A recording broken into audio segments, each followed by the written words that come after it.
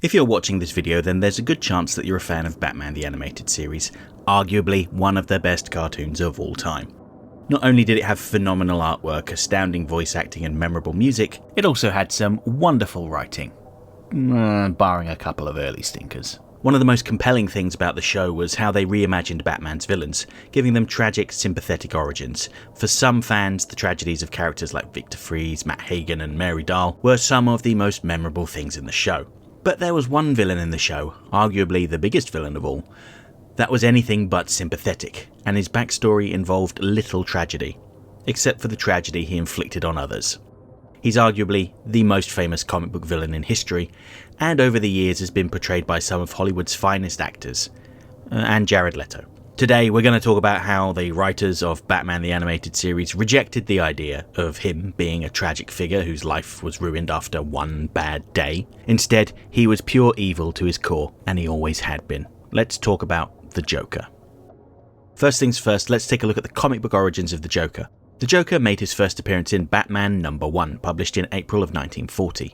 His creators Bob Kane, Bill Finger and Jerry Robinson took inspiration from a pack of playing cards and the film The Man Who Laughs, an adaptation of the novel by Victor Hugo. The titular Man Who Laughs, Gwynplaine, was a tragic figure. He was the son of a nobleman that had rebelled against the King of England, and as a child, his face was mutilated into a horrific grin and was sold into slavery as punishment. It doesn't really sound much like the Joker, does it? No, but the Joker is the spitting image of Comrade Veidt, the man who played Gwynplaine. When we meet the Joker, he's in the middle of a campaign of terror against the wealthy citizens of Gotham, broadcasting messages over the radio waves, announcing his intent to commit murder and to steal.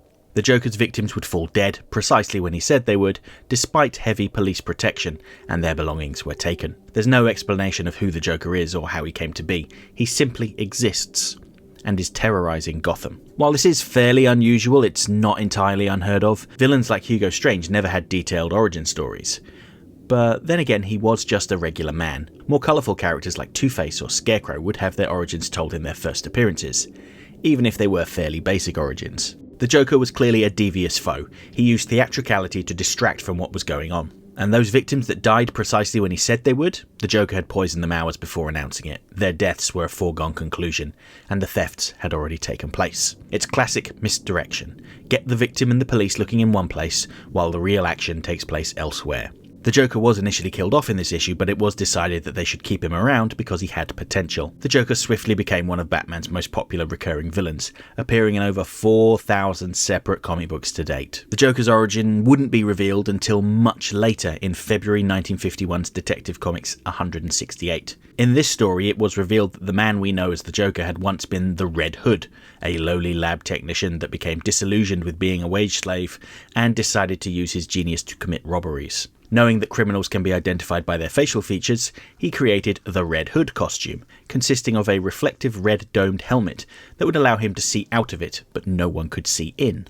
After being confronted by Batman, the Red Hood unleashed ammonia gas on him, before diving into a chemical tank and swimming away.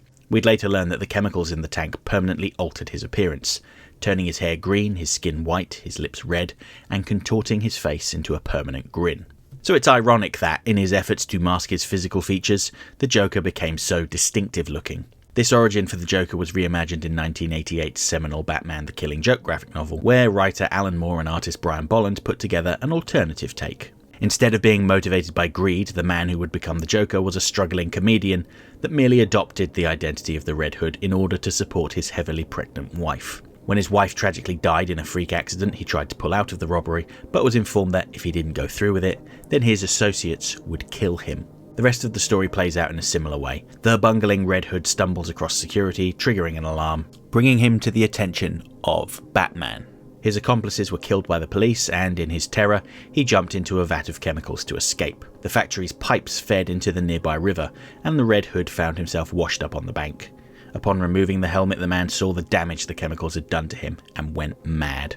And this whole idea of one bad day that had been applied to so many of Batman's villains, not least in BTAS, comes from The Killing Joke. That's not to say that Alan Moore invented the idea of a normal person being tipped over the edge by a particularly bad day, of course not. But he was canny enough to see that many of Batman's villains turned to crime following a terrible setback in life. For the Scarecrow, it was losing his job. For Two-Face, it was his face being disfigured. The Joker's whole scheme in The Killing Joke was to demonstrate that what had happened to him could happen to anyone. He targeted Commissioner Gordon, the bastion of order and decency, attempting to drive him insane. While Gordon retained his grip on his sanity, the comic ends in an ambiguous way, suggesting that Batman has been tipped over the deep end. Now, I'm going to talk more about how Batman the Animated Series interpreted this idea in a future video. It's a fascinating topic that would sidetrack this video too much. But when it comes to the Joker, he, much like the original version, is anything but sympathetic. Much like the comic book character, the Joker doesn't get an origin episode in the show. This is primarily because the creative team on BTAS were encouraged to synergize with the then incredibly popular Batman films directed by Tim Burton. The original film already showed the Joker's origin. Gangster Jack Napier falls into a vat of acid and emerges as the Joker.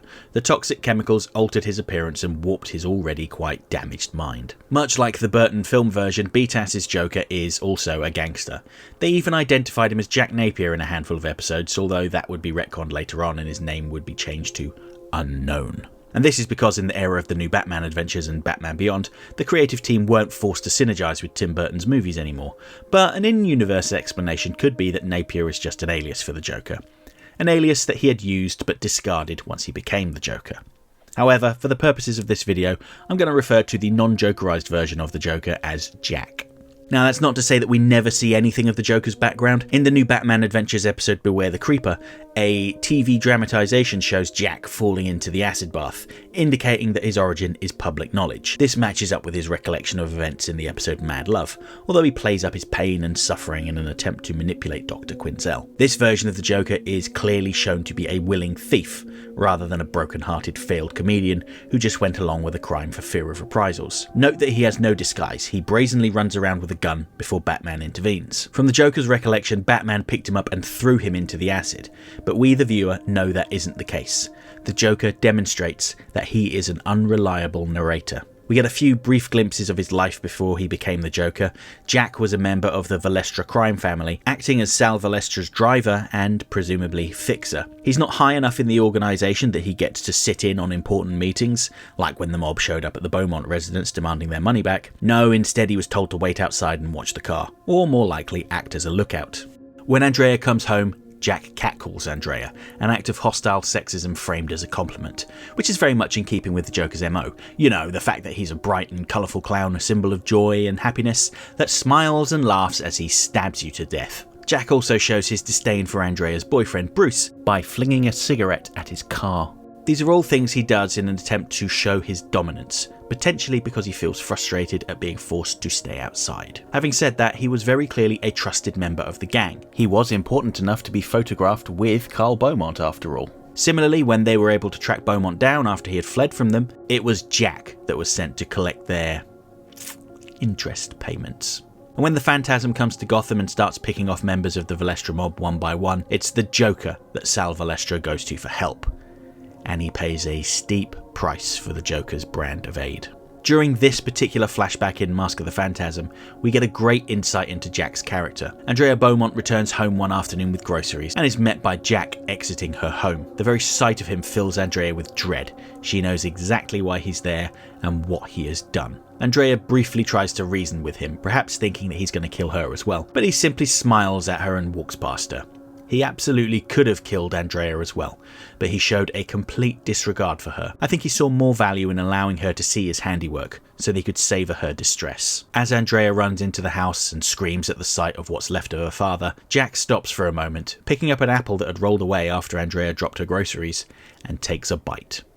It's symbolic of him taking a bite out of her entire world with his murderous act, setting her on the path to becoming the Phantasm. It's only a short scene, barely 30 seconds long, but it tells us a few things about the man who would become the Joker. He has no qualms with murdering people. He enjoys inflicting despair and misery on others, and he likes apples. We see something similar in the TNBA episode Mad Love. While this is primarily Harley Quinn's origin story, the Joker plays a massive part in it. Harley was once the Joker's therapist in Arkham Asylum. Fresh-faced Dr. Harleen Quinzel meets the Joker on her first day, and he immediately gets to work on manipulating her. First, he leaves a rose in her office, asking her to come see him sometime.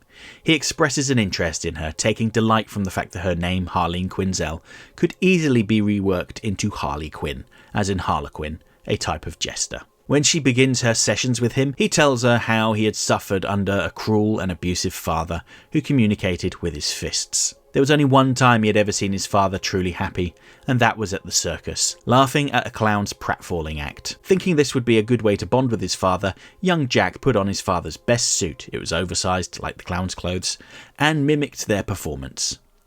He fell over, face first, tearing the crotch out of the trousers. A very funny scene, no doubt, one his father responded to by beating him senseless.